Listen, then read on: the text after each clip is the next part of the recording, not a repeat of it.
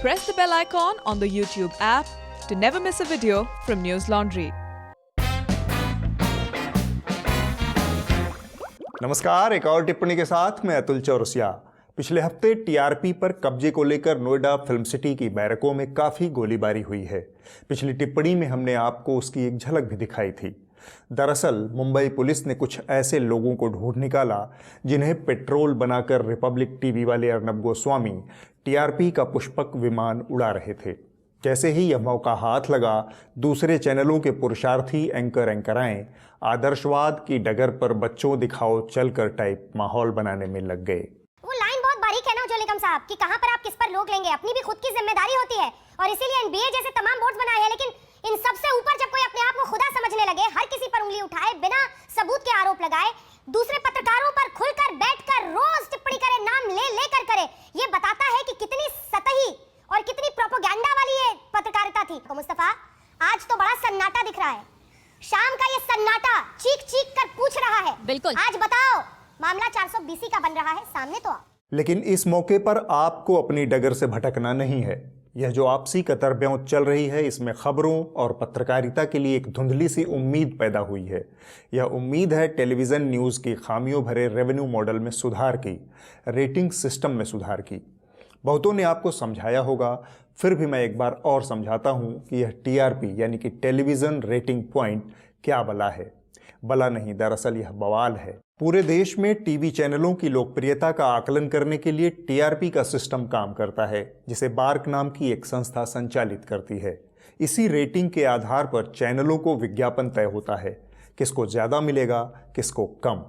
इस टीआरपी के बारे में सबसे पहली गड़बड़ी जो बताई जाती है कि 84 करोड़ टेलीविज़न सेट वाले इस देश में महज 44,000 घरों में टीआरपी को नापने वाले बैरोमीटर लगे हुए हैं। इनमें से भी सिर्फ 40,000 मीटर के आंकड़े बार्क टीआरपी को नापने के लिए इस्तेमाल करता है। बाकी के 4,000 मीटर को बार्क स्टैंड बाई में रखता है। तो सैंपल के लिहाज से अगर देखें तो 21,000 टीवी सेट पर एक बैरोमीटर वाला टीवी सेट है। आप कहेंगे यह तो बहुत कम है, लेकिन असल में सभी सर्वे और पोल्स इसी तरीके से संचालित होते हैं। जैसे चूल्हे पर चढ़ा चावल कितना पका है, इसे समझने के लिए एक दाने को परख लेना काफ़ी होता है। भारत जैसे देशों में दिक्कत दूसरी है। भारत में किसी भरोसेमंद सर्वे की सबसे बड़ी दिक्कत है इसकी विविधता। 44,000 बैरोमीटर के जरिए अमेरिका या यूरोप के किसी देश में कहीं ज़्यादा सटीक अनुमान दिए जा सकते हैं, क्योंकि वहाँ पर भाषा, धर्म, संस्कृति और सियासत की जटिलताएं उतनी ज़्यादा नहीं हैं। भारत में 44,000 बैरोमीटर के दायरे में 25 से ज़्यादा भाषाओं के चैनल आते हैं। तमाम तरह की धार्मिक, सांस्कृतिक पसंद नापसंद है, लिहाजा किसी एक भाषा के लिए सैंपल साइज लगातार छोटा होता जाता है। ऐसे में किसी सर्वे या पोल के आंकड़ों की विश्वसनीयता और सटीकता भी कम होती जाती है। अब सवाल उठता है कि क्या टीआरपी बैरोमीटर के साथ छेड़छाड़ संभव है? जवाब है हाँ। जिस तरीके से मुंबई पुलिस ने रिपब्लिक का खुलासा किया है, उसी तरीके से साल 2018 और 16 में भी मध्य प्रदेश और कर्नाटक में बार्क के मीटरों के साथ छेड़छाड़ की खबरें आ चुकी हैं। इसीलिए मैंने शुरू में आपसे कहा कि आपको अपनी डगर से भटकना नहीं है। तो रिपब्लिक के गुस्से में किसी और चैनल को ईमानदारी का सर्टिफिकेट देने की जल्दबाजी मत कीजिए। अब आप समझिए कि यह खटकरम टीवी चैनल वाले करते कैसे हैं और इसका रेटिंग पर किस तरह का प्रभाव पड़ता है।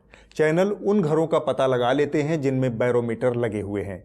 अक्सर इस काम में बार्क और हंसा रिसर्च के कर्मचारी ही जानकारी लीक करते हैं, जैसा कि रिपब्लिक टीवी के मामले में भी आपने देखा। इसके बाद चैनल उस घर के मालिक को रुपयों का लालच देकर अपना चैनल देखने के लिए राजी कर लेते हैं। इसके बाद खेल शुरू होता है इस खटकरम को पैसे में बदलने का, जिसे वरिष्ठ पत्रकार अनिंद्यो चक्रवर्ती ने बहुत सरल शब्दों में समझाया है। देख लीजिए। अब मैं कोई हिंदी न्यूज़ चैनल का देखता हूँ, उसी तरीके से 50 घरों में जो 210 लोगों हैं उनको कहा जा रहा है कि आप 300 मिनट यानी 5 घंटे तक मेरा हिंदी न्यूज़ चैनल इस मीटर वाले टीवी पर ऑन रखिए, देखिए मत देखिए कोई फर्क नहीं पड़ता। तो क्या होगा, इस बार भी मैं लेता हूँ कि 20% ओरिजिनल रेटिंग शेयर है। इन 50 घरों में मैनिपुलेट करके क्या किया गया है, रेटिंग शेयर आपका बढ़कर, चैनल का, हिंदी न्यूज़ चैनल का बढ़कर 25.8% पे पहुंच जाएगा। ये बहुत बड़ा गेन है, ये बहुत बड़ा गेन है, क्योंकि कोई चैनल ऐसे नंबर 4 से नंबर 1 तक पहुंच सकता है और उसमें 30, 40, 50 करोड़ साल का उनको फायदा हो सकता है। अब मैं बात करता हूं हिंदी न्यूज चैनल का। हिंदी न्यूज चैनल का मैंने कहा था लगभग 6.5% का फायदा होगा 50 घरों को मैनिपुलेट करने से। सिर्फ 10 घरों को मैनिपुलेट करने से उनका फायदा होगा 20% से वो 21.2% पे जाएंगे। ये भी फायदा है क्योंकि यहां पर भी हिंदी न्यूज में कंपटीशन बहुत तेज है। नंबर 2 नंबर 1 बन सकता है 20 से 21 पर जाकर 1% के डिफरेंस में, और उनको लीडरशिप प्रीमियम मिल सकता है। और वो लीडरशिप प्रीमियम से क्या होता है कि उनका रेवेन्यू, एनुअल रेवेन्यू, सालाना आय 30-40 करोड़ रुपए बढ़ सकता है। आप तो सोच लीजिए कि सिर्फ 10 घरों पे आपको खर्चा करना पड़ेगा। तो उम्मीद है आपको यह पूरा खेल समझ आ गया होगा। यह धींगा मुश्ती विज्ञापन के पैसे में मोटा हिस्सा मारने की जुगत है, न कि खबरों की गुणवत्ता या ईमानदारी को बढ़ाने की। खबरिया चैनलों के इन कारनामों को देखते हुए अब समय आ गया है कि आप मीडिया की कमान अपने हाथ में लें, खबरों की कमान अपने हाथ में लें। न्यूज़ लॉन्ड्री ऐसा ही एक प्रयास है। न्यूज़ लॉन्ड्री को सब्सक्राइब करें और गर्व से कहें, मेरे खर्च पर आज़ाद हैं खबरें। बीते हफ्ते खबरिया चैनलों के अंडरवर्ल्ड में जो कुछ हुआ उसने अर्नब गोस्वामी की तमाम अनदेखी प्रतिभाओं को उजागर कर दिया। यूं तो हम सब जानते हैं कि अर्नब बहुमुखी प्रतिभा के धनी हैं। बहुमुखी से मेरा अर्थ यह नहीं कि उनके रावण की तरह बहुत सारे मुख हैं। मेरे कहने का मतलब है वो बहुत मल्टी टैलेंटेड आदमी हैं। सरफरोशी की तमन्ना अब हमारे दिल में है, देखना है जोर कितना कातिल बाजुए दिल में है। आपका दिल जो है सुरेंद्र जी उनके लिए धड़कता है, आपकी दिल की धड़कन तकवा है। जाइए जाकर पूछिए अपने दिल की धड़कन को। नहीं, हमारा दिल आपके लिए धड़कता है, अपने दिल की धड़कन भी धड़कता है। अपने दिल की धड़कन तकवालों को पूछो। आपके दिल की धड़कन, बात सुन लो, अपने दिल की धड़कन तकवालों को पूछो कि अरे तकवालो तुम्हारे न्यूज रूम में इतना सन्नाटा क्यों है भाई? वो सलमान जो इतना बोलता था ना, कहां है? कहां छिपा हुआ है? ड्रग्स माफिया के बारे में एक आवाज क्यों नहीं उसकी? और गर्जन करते हुए कहना चाहूंगा कि हो जाए महासंग्राम इस देश में। पहले हम सिर्फ अपनी बात रखते थे, सिर्फ रिपोर्टिंग करते थे, लेकिन अब उद्देश्य है संपूर्ण क्रांति, संपूर्ण राष्ट्रवादी क्रांति भारत। दोस्तों, विचारधारा की युद्ध शुरू हो चुकी है। अरे मुझसे पूछो किस तरीके से ट्विटर पे बात होती है, इंस्टा पे बात होती है, लोग किस तरीके से बात करते हैं अर्नब के लिए। भगवान मानते हैं उसे मानते हैं कि उसने सच्चाई का रास्ता पकड़ा है। एक बार को तो मुझे लगा कि वो महान शहीद राम प्रसाद बिस्मिल के शेर को एक नया ही आयाम, एक नई ऊंचाई देने जा रहे हैं, ठीक इस जगह पर। सरफरोशी की तमन्ना अब हमारे दिल में है, देखना है जोर कितना कातिल। मेरे दिमाग ने कहा कि अगली लाइन होगी, देखना है जोर कितना कातिले बुज़दिल में है, लेकिन हो नहीं पाया अर्नब से। खैर, इनके शो पर आने वाले विशेषज्ञ भी इनसे कम बहुमुखी नहीं हैं। विशेषज्ञों की जमात में ताज़ा एंट्री हुई है मुकेश खन्ना की। ये टीआरपी क्या होता है, ये लोग क्या कोशिश कर रहे हैं?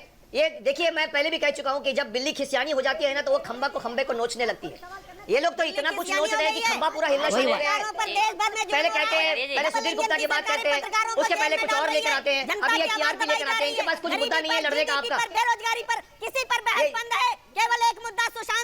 अरे वो सब चीज भी हो रही है, लेकिन ये सुशांत सिंह मर्डर का केस इंपॉर्टेंट है इस वक्त। उसी की बात कीजिए आप भटका रहे हैं।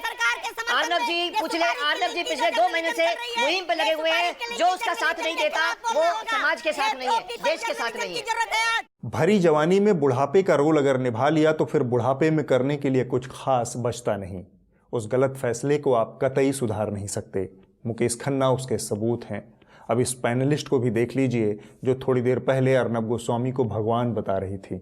अगर सच्चाई का रास्ता पकड़ा है तो आप मुझे ये बताइए, जो लोग आज टीआरपी की बात कर रहे हैं, कितने बंदे जो पैनल पे बैठे हैं सब पैसे लेके बैठे हैं? अर्नब ने दिए किसी को?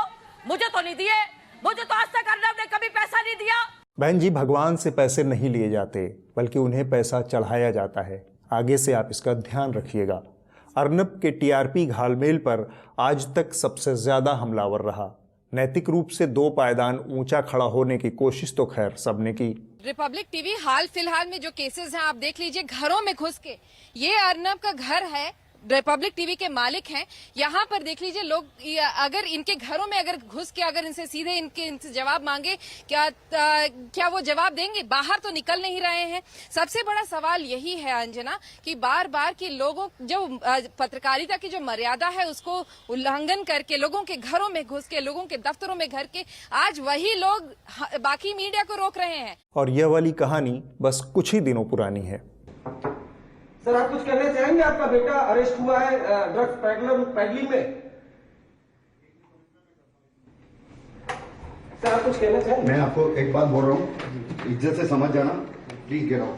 एकाधिक मौकों पर सभी चैनलों के बीच होड़ हमेशा से नीचे गिरने की ही रही है। गिरने से याद आया, बाबा रामदेव एक बार फिर से गिर पड़े हैं। गिरने के मामले में बाबा जी का अनुभव सालों पुराना है। हमें याद आता है पहली दफा बाबा जी रामलीला मैदान के मंच से गिर पड़े थे और कुछ दिन पहले वो साइकिल से गिर पड़े।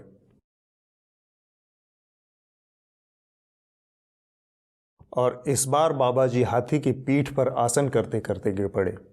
आपने एक बात गौर की, बाबा जितना नीचे गिरते हैं अगली बार उतनी ही ऊंचाई उनकी बढ़ जाती है। हाथी बहुत ऊंचा जीव है। ईश्वर बाबा की रक्षा करे। अगला टारगेट जिराफ होना चाहिए। आपकी जानकारी के लिए बता दूं, न्यूज़ लॉन्ड्री ने ब्लड लस्ट नाम से काफ़ी समय पहले एक श्रृंखला शुरू की थी। इसके तहत उन विज्ञापनदाताओं की बात होती है जो टेलीविज़न के घृणा प्रेरित कार्यक्रमों को प्रायोजित करते हैं। अब यह अभियान जोर पकड़ने लगा है। बजाज ऑटोमोबाइल के मैनेजिंग डायरेक्टर राजीव बजाज ने घोषणा की है कि उनकी कंपनी आगे से टेलीविज़न के नफरती चिंटुओं को विज्ञापन नहीं देगी। उनके पीछे पीछे मशहूर बिस्किट निर्माता कंपनी पार्ले ने भी नफरती चिंटुओं को अपना विज्ञापन बंद करने की घोषणा की है। और जब नफरत को रोकने के लिए विज्ञापन को बंद करने की यह बहस चल रही थी, ठीक उसी वक्त नफरत फैलाने वालों ने एक विज्ञापन को रोक दिया। माँ, ये रस्म तो आपके घर पे होती भी नहीं है ना? पर बिटिया को खुश रखने की रस्म तो हर घर में होती है ना। एक जो हुए हम तो क्या ना कर जाएंगे। इसे कहते हैं उलट Bansi.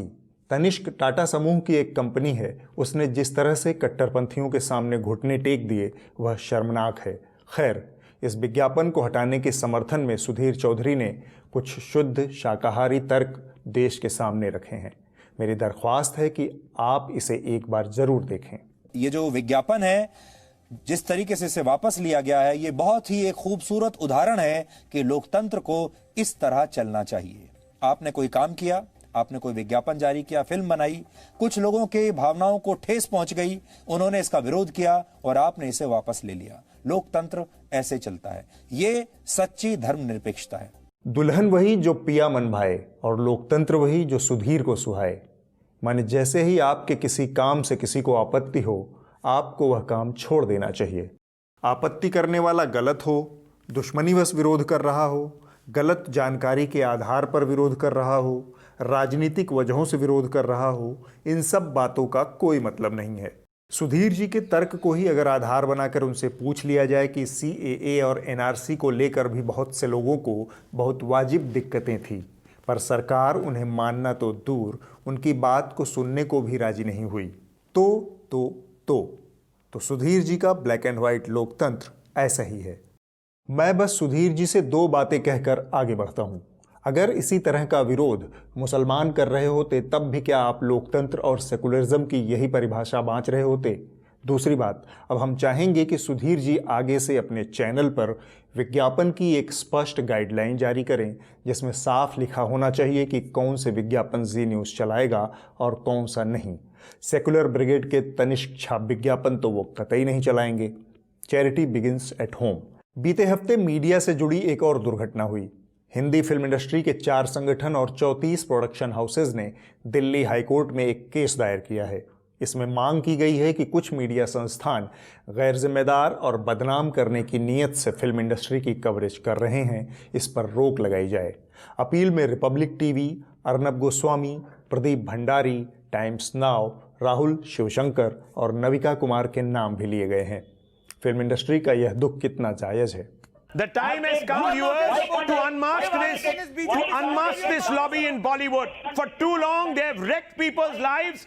They have actually fed off like leeches the Indian state. They have given very little back in return. Pakistan Bollywood को ड्रग्स की सप्लाई कर रहा है डायरेक्ट। दुबई के साथ कनेक्शन है। ड्रग्स का ये धंधा दुबई से जुड़ा हुआ है। सारा पैसा डायरेक्ट दाऊद इब्राहिम को जाता है। Every political party has failed this country when it comes to cleaning up the dirty, seedy underbelly of a section of Bollywood. और ये भारत की सिनेमा में ये गंजेड़ी,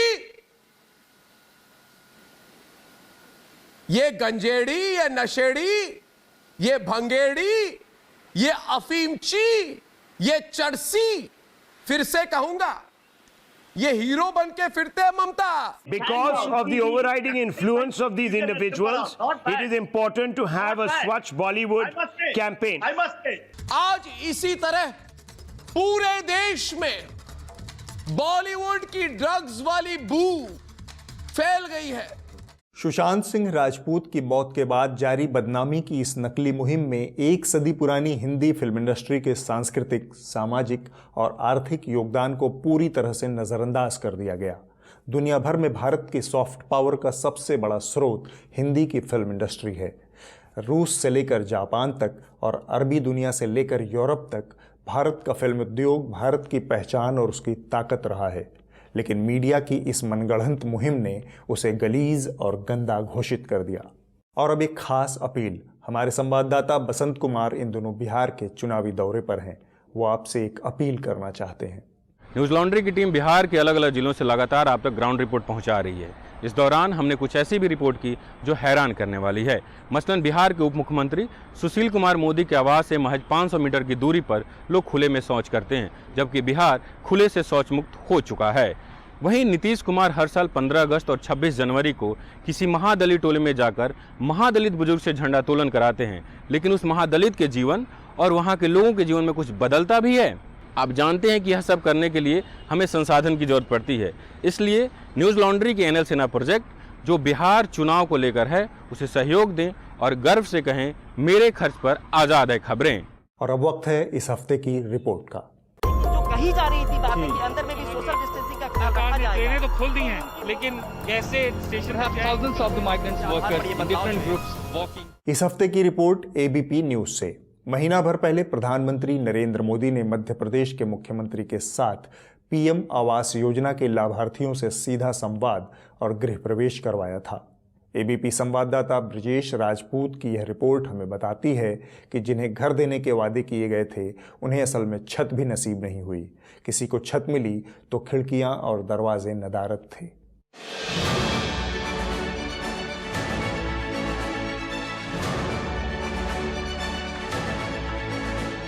को पता लगा कि तुम्हारे नाम पे तो है कि इसमें लिखा है कि मनु जहरिया कंप्लीट, मतलब तुम्हारा मकान बन गया है। हाँ, जो के सेक्रेटरी ने लिख दे के हाँ के बन गए हो, अब तो खाली छत गिरा है।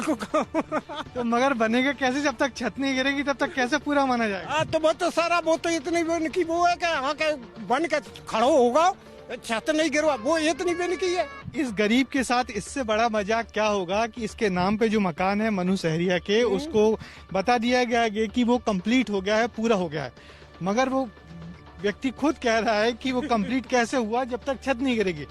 मगर सरकारी इंतजाम ऐसे होते हैं कि बता दिया गया है कि तुम तो अब छत गिरा लो, तुम्हारा मकान कंप्लीट हो गया है। और इस व्यक्ति का अभी जो गृह प्रवेश था उसमें इसका गृह प्रवेश करवा दिया गया और समझ लिया गया है कि ये आदमी अपने घर में चला गया है। ऐसी अजीब और गरीब दास्तान मध्य प्रदेश में कई जगहों पर मिलेगी, जहां आधे अधूरे मकानों को ही बता दिया गया है कि वो पूरे हो गए हैं और उनके नाम इन कागजों में दर्ज करके वही लूट ली गई है। अगले हफ्ते एक और टिप्पणी होगी। नमस्कार।